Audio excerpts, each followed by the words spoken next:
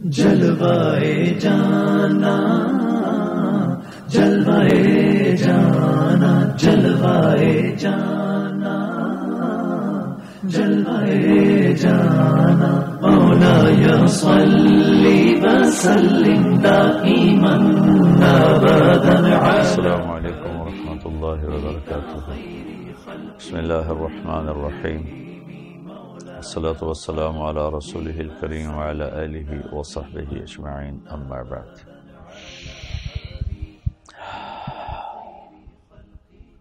اللہ تعالیٰ کے محبوب کا فرمان ہے کہ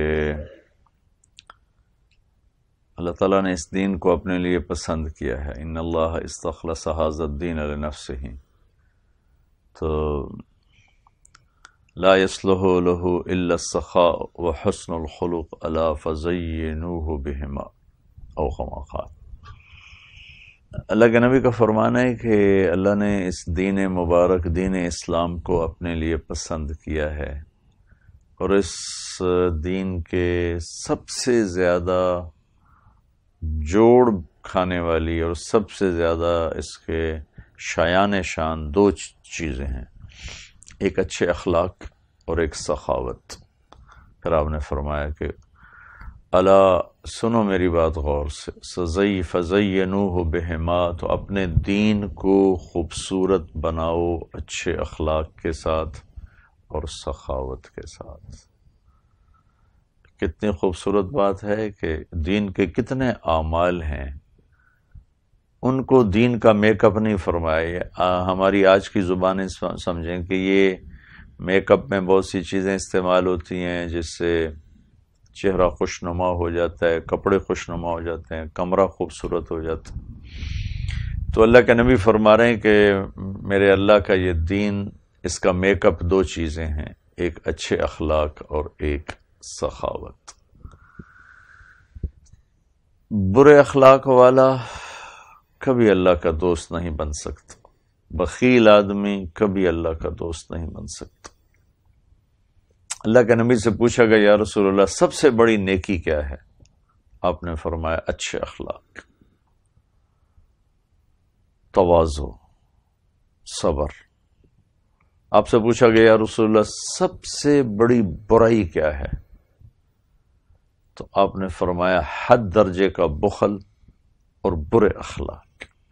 ای سیئۃ اعظم الشح المطاع وسوء الخلق.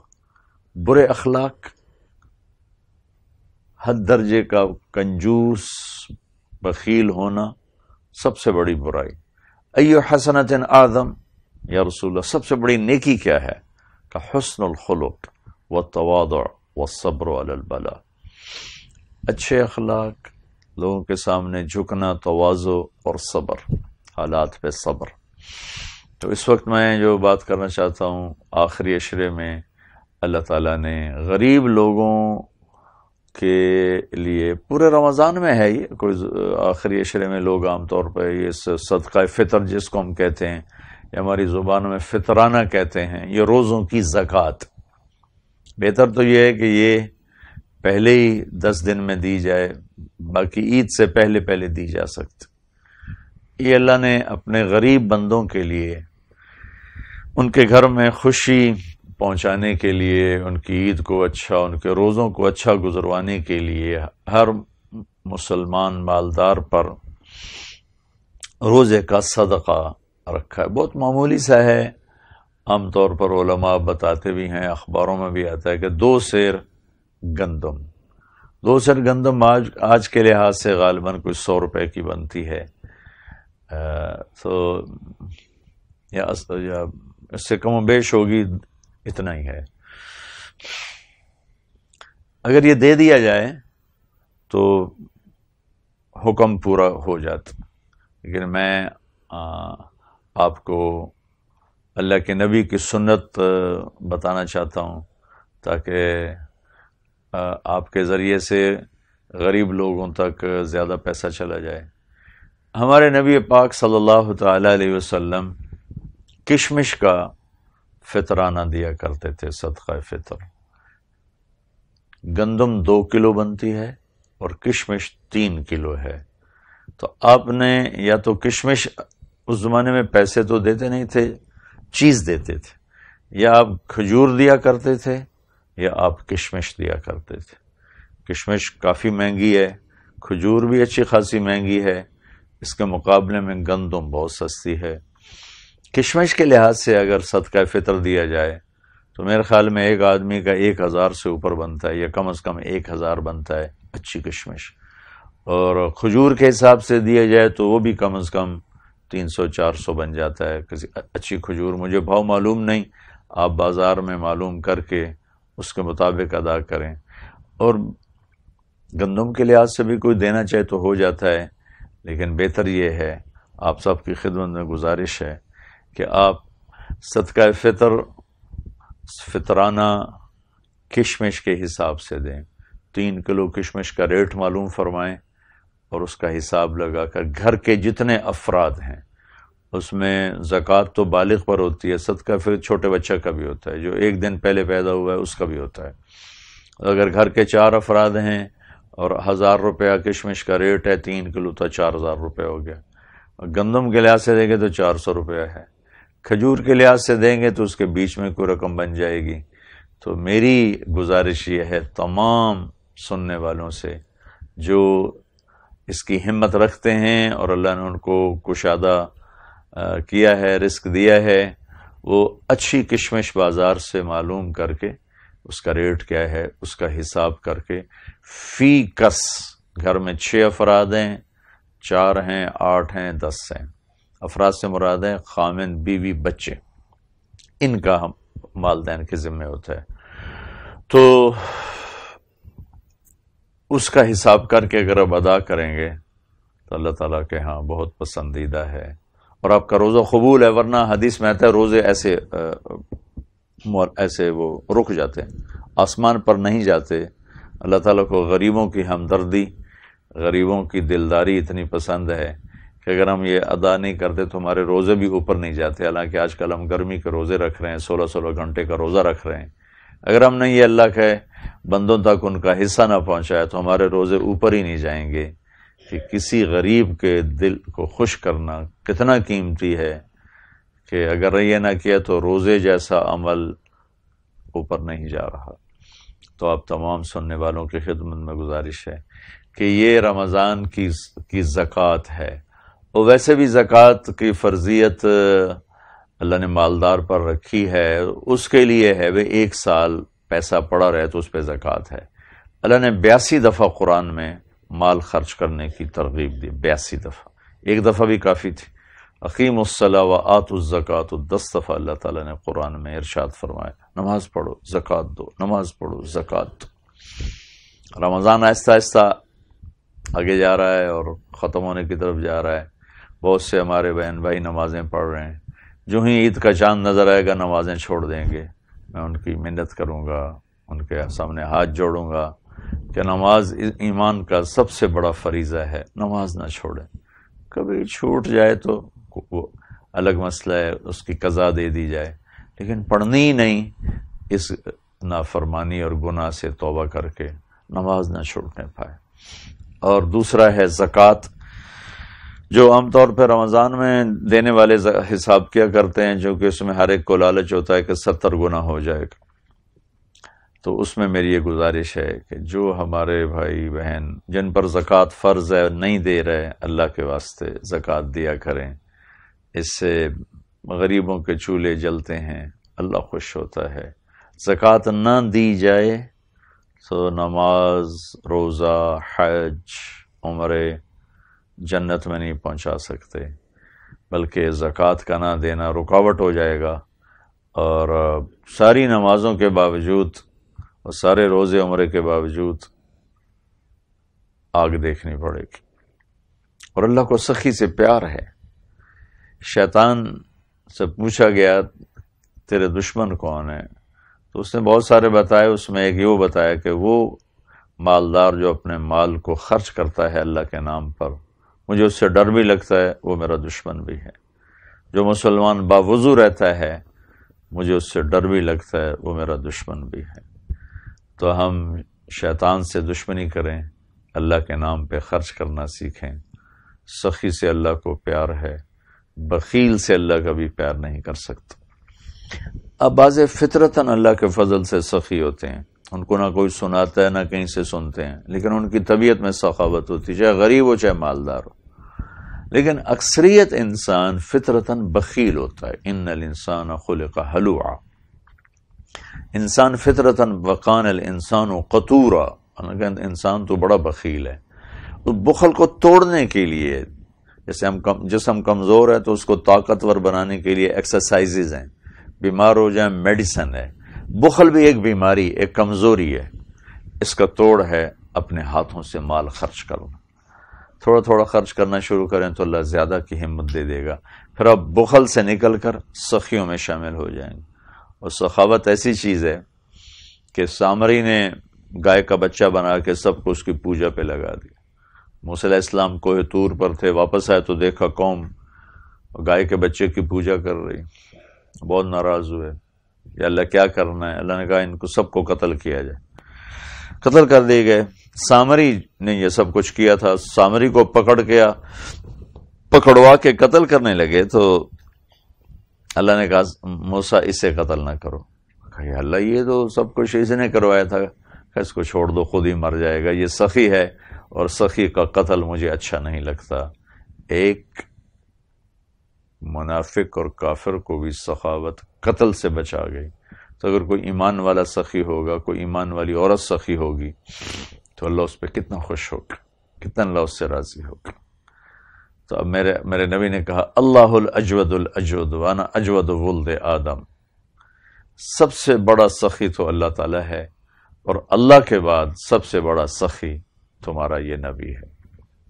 زکوٰۃ دیں مسلمان کو، لیکن میں یہ گزارش کروں گا، ہمارے ساتھ غیر مسلم بھی رہتے ہیں، عیسائی ہیں، سندھ میں ہندو رہتے ہیں، کہیں کہیں سکھ بھی رہتے ہیں، بہت غریب ہیں کچھ، ان کو نفلی صدقہ ضرور دیا کریں، ان کو نفلی صدقہ ضرور دیا کریں کہ اللہ تعالیٰ کو غریب کو دینا پسند ہے، چاہے وہ کافر ہی کیوں نہ ہو۔ ایک عورت آئی، اس کا نام ہے سارا، گانے والی تھی، کافر تھی، اللہ کے نبی کی خدمت میں آ کر کہنے لگی غریب ہو گئی ہوں، مجھے میری مدد فرمائیں۔ آپ نے کہا کلمہ پڑھتی ہو؟ اس نے کہا میں نہیں پڑھتی۔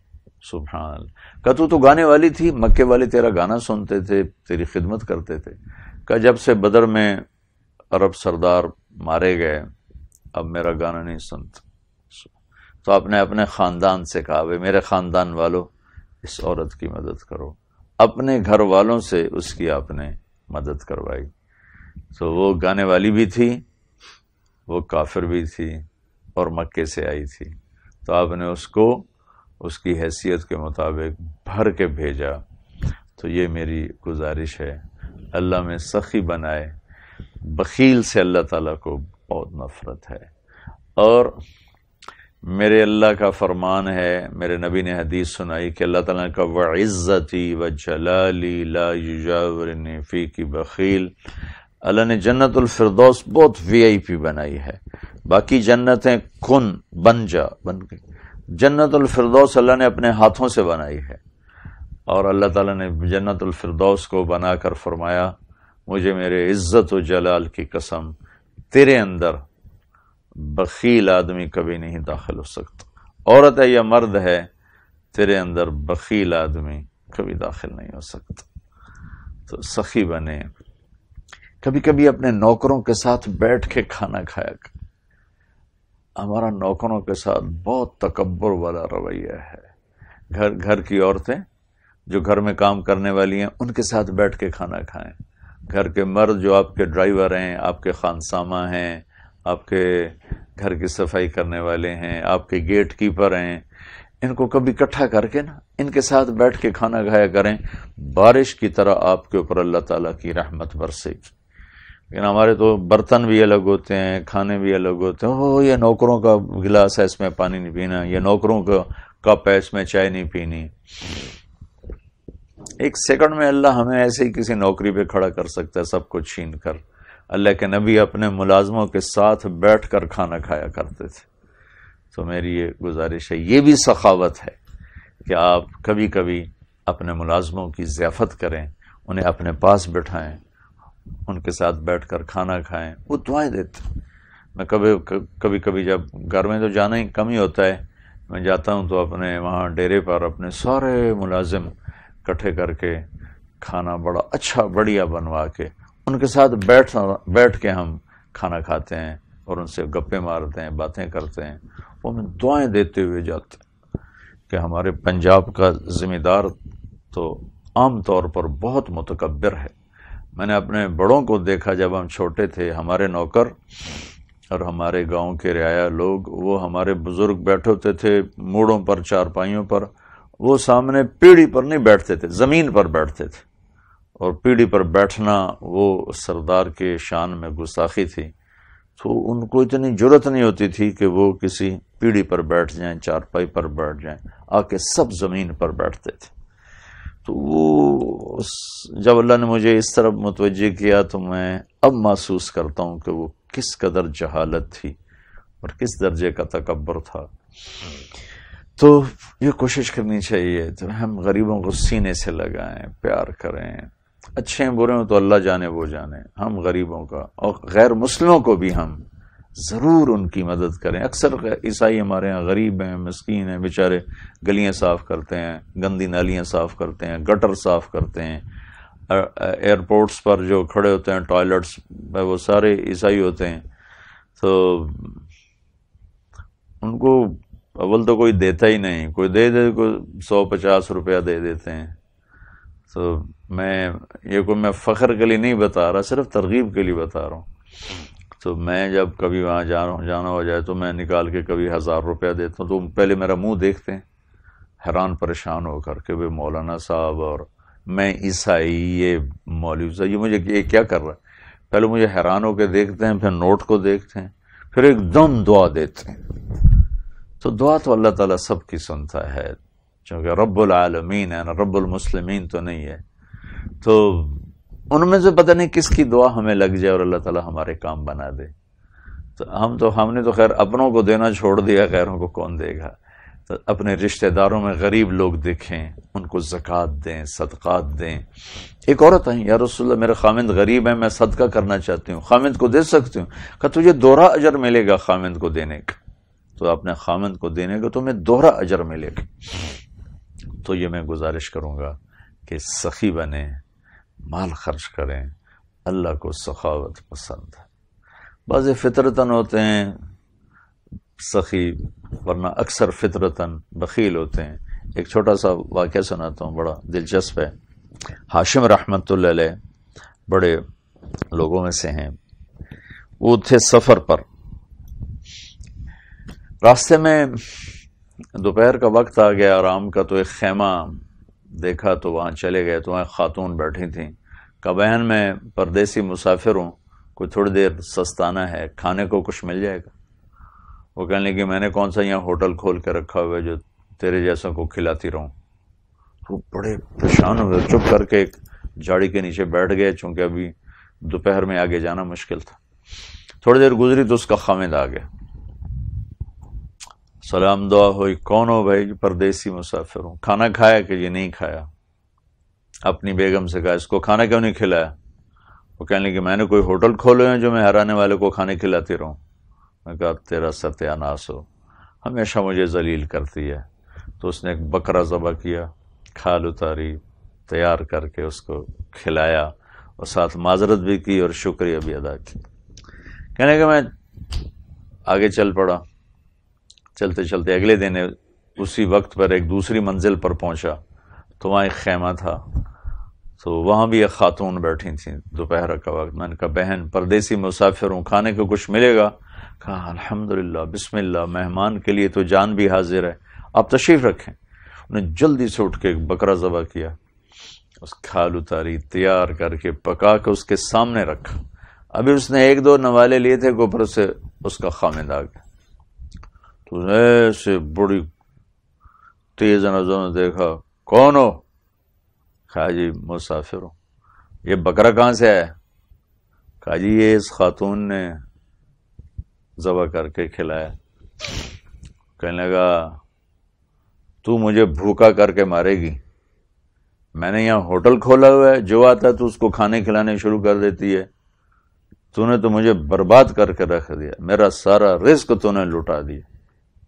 ہاشم کہنے لگے میں زور سے میری ہنسی نکل گئی، ہنس پڑا، تو نے مجھے غصے سے دیکھا، کیوں ہنس رہے ہو؟ میں نے کہا جی وہ بس ویسے ہی ہنس پڑا ہوں کہ پچھلی منزل پر اس کا الٹا چکر دیکھا تھا، وہاں عورت آپ جیسی تھی اور مرد اس عورت جیسا تھا، تو وہ غصے میں کہنے لگا تم جانتے وہ کون ہے؟ میں نے کہا جی میں تو نہیں جانتا ہوں۔ کہا وہ عورت میری بہن ہے اور یہ عورت اس مرد کی بہن ہے۔